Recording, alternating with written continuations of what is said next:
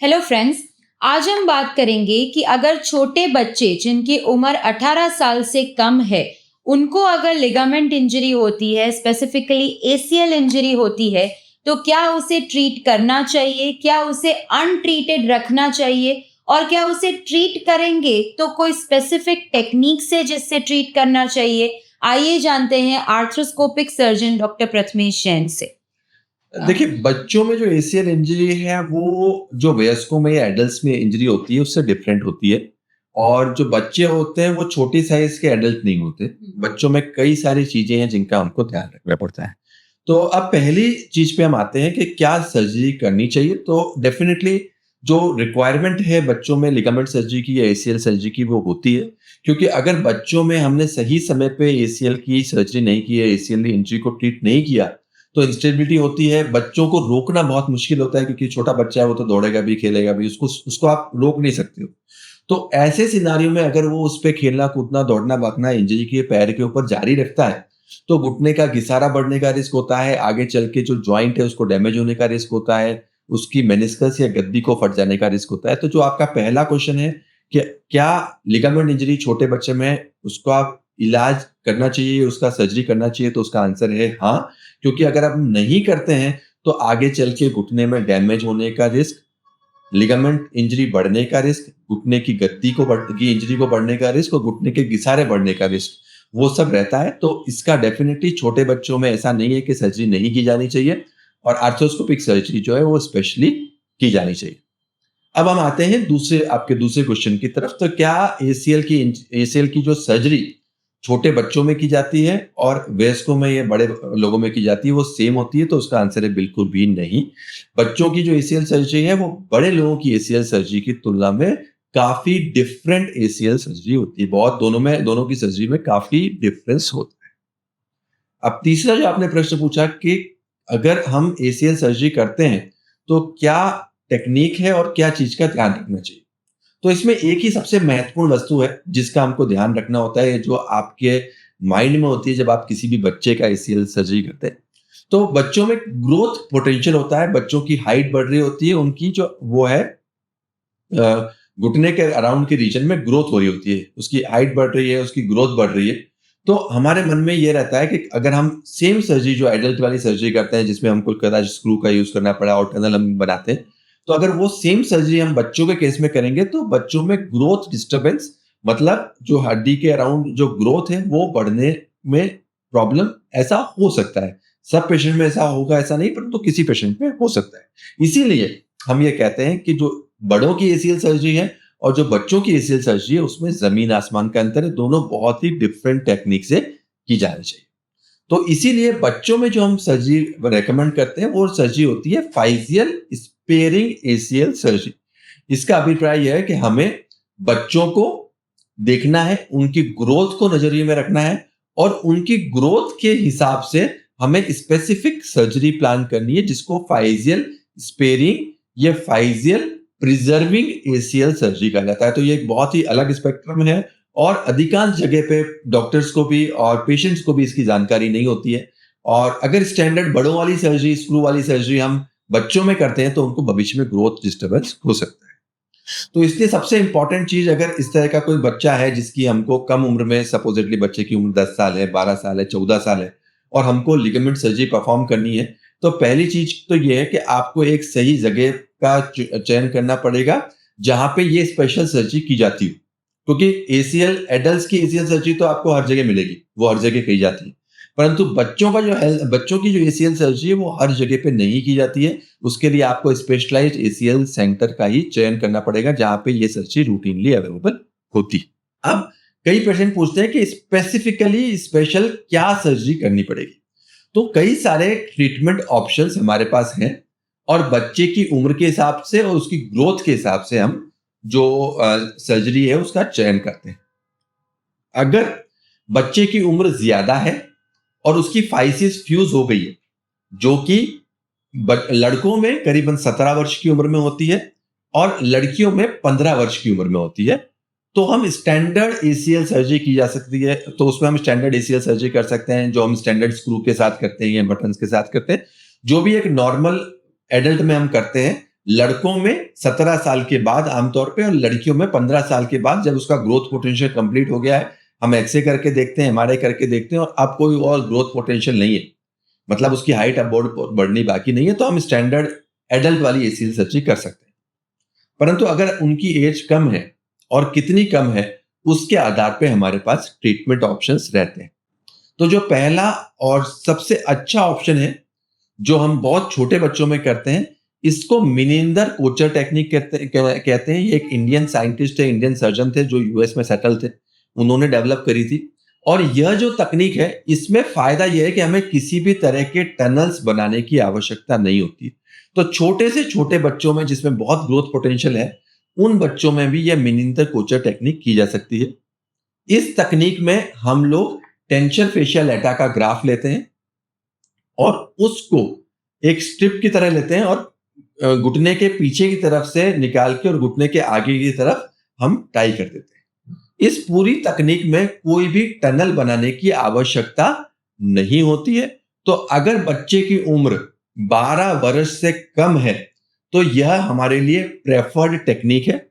12 वर्ष से अधिक उम्र में भी की जा सकती है, परंतु अगर बच्चे की उम्र 12 वर्ष से कम है, तो हम यही तकनीक प्रेफर करते हैं और कोई तकनीक प्रेफर नहीं करते हैं, क्योंकि इसमें किसी भी तरह का टनल बनाया नहीं जाता है और किसी भी तरह का ग्रोथ डिस्टर्बेंस होने का कोई भी रिस्क नहीं है, क्योंकि हमने आपकी जो ग्रोथ है उसको बचा के रखा है, आपकी हमने फाइसिस को टच भी नहीं करने दिया।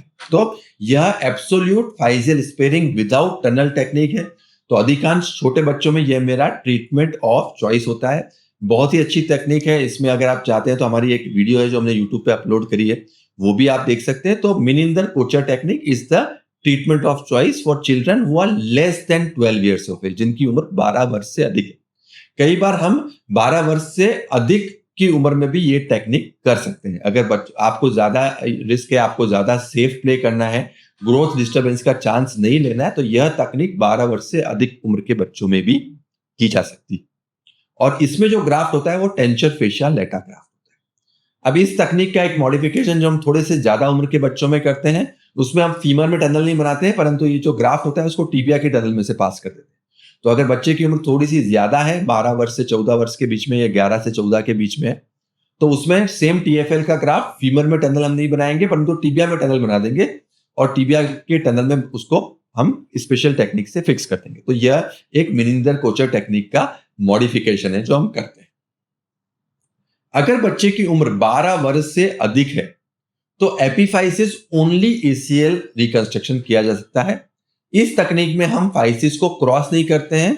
फीमर और टिबिया दोनों में सिर्फ एपिफाइसिस के अंदर ही हम टनल बनाते हैं, जो ऑल इनसाइड तकनीक से किया जाता है और उसके द्वारा दोनों तरफ बटन लगा के स्क्रू को यूज किए बिना सर्जरी करते हैं, जिसको एपिफाइसियल ओनली एसीएल सर्जरी कहते हैं।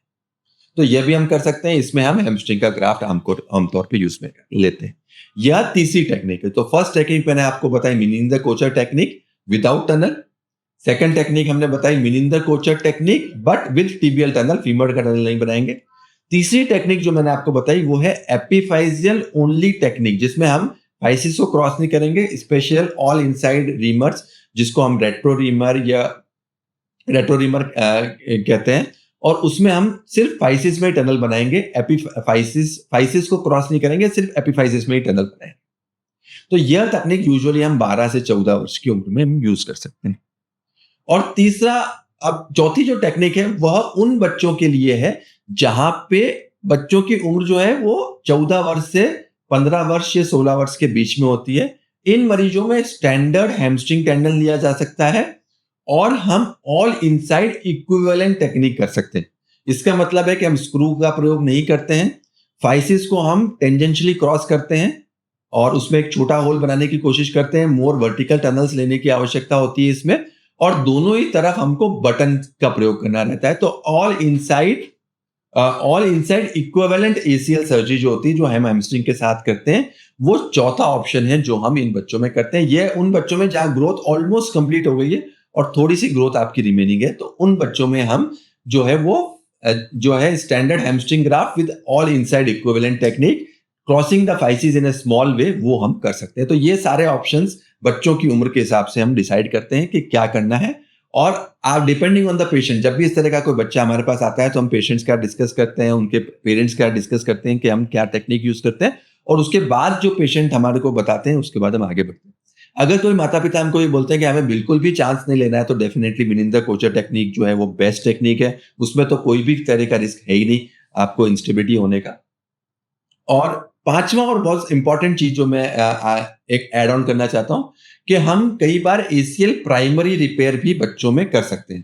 तो शर्मन टाइप 1 इंजरी जहां पे होती है और बच्चों में अगर लिगामेंट जो है वो अपनी जो ओरिजिन है वहां से उखड़ गया है, जिसको हम शर्मन टाइप 1 फीमोरल अवर्जन बोलते हैं, तो उस वैसे बच्चों में ग्राफ्ट डालने की ही जरूरत नहीं होती है। हम स्पेशल एंकर डाल के और फीमर पे आपका जो एसीएल फटा हुआ है उसको प्राइमरी रिपेयर की सर्जरी भी कर सकते हैं, और ये बहुत ही सेफ सर्जरी, इसमें अगेन कोई फाइसिस के थ्रू ड्रिल नहीं होता है और किसी भी तरह का ग्रोथ डिस्टर्बेंस होने का कोई भी चांस नहीं होता है। तो ये कई सारे ऑप्शंस हैं जो छोटे बच्चों में हमारे पास होते हैं, परंतु डेफिनेटली आपको यह ध्यान रखना है कि यह सर्जरी जो है वो स्टैंडर्ड एसीएल सर्जरी नहीं है, और इसके लिए आपको स्पेसिफिक एसीएल स्पेशलाइज्ड सेंटर्स के ऊपर ही सेलेक्ट करके और वहां पर ये गाइडेड सर्जरी है जो करानी चाहिए, और अपने डॉक्टर से स्पेसिफिकली इन सारे ऑप्शंस के ऊपर आपको चर्चा करनी चाहिए। तो सर जब बच्चा बड़ा हो जाए उसके बाद कोई रिवीजन की जरूरत पड़ती है इसमें? आमतौर पे नहीं पड़ती है, क्योंकि जो हम सर्जरी करते हैं उसका स्ट्रेंथ काफी अच्छा होता है, और बाई चांस करनी भी पड़ती है तो एक बार जब बच्चे की ग्रोथ हो जाती है तो उसके बाद तो हम स्टैंडर्ड एसीएल सर्जरी जो हमारी रेगुलर एसीएल सर्जरीज होती है वो कर ही सकते हैं। परंतु एसीएल सर्जरी को अनट्रीटेड छोड़ना, उसको सही टाइम पे एड्रेस नहीं करना, वो एक जो है वो लिमिटिंग चीज है और वो नहीं की जानी चाहिए।